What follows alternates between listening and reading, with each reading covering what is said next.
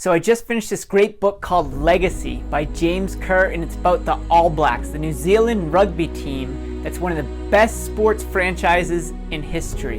One of the most winning records ever. They're just a phenomenal team, and James Kerr goes into why and what makes this team so unbelievable and so remarkable. And it's really an amazing book.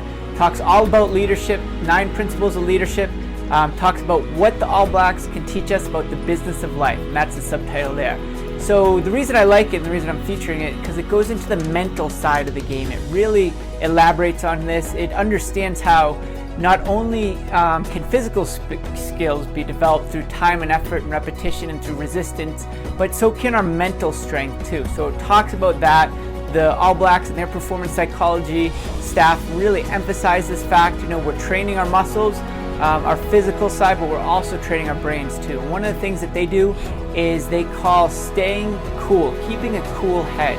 So they talk about having a red associated with being hot-headed and being influenced by the pressure in the situation, then having a blue head, being nice and cool and being focused and being in the present.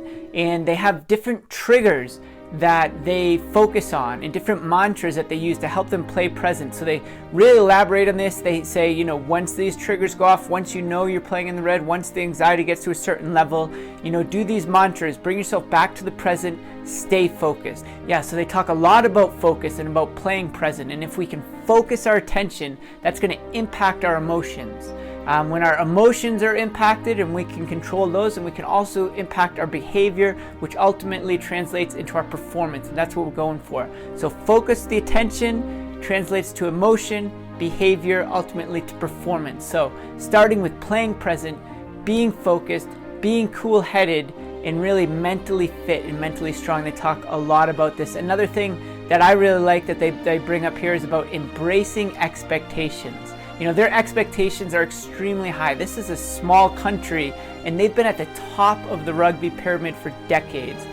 Their expectations are extremely high, and they don't try to diminish them. They don't say, this isn't realistic, this isn't fair, but no, they embrace it. They say, bring it on. Exceptional success comes from exceptional circumstance, and they have a healthy fear of loss.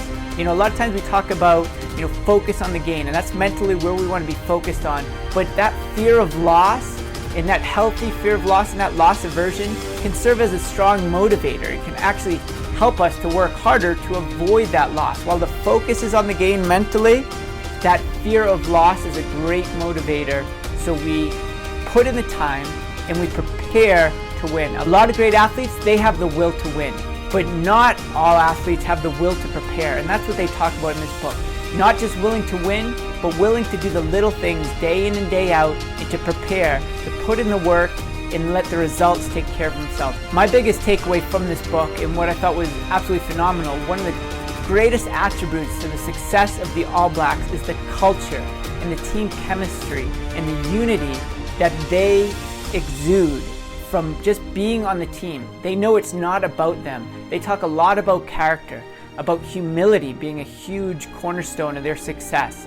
So after they win or lose, after a game, they're all gathered in the locker room, there's fans going crazy, the media everywhere, and the junior players leave, but the handful of senior experienced players stick around and they clean up the locker room. They call cleaning the sheds.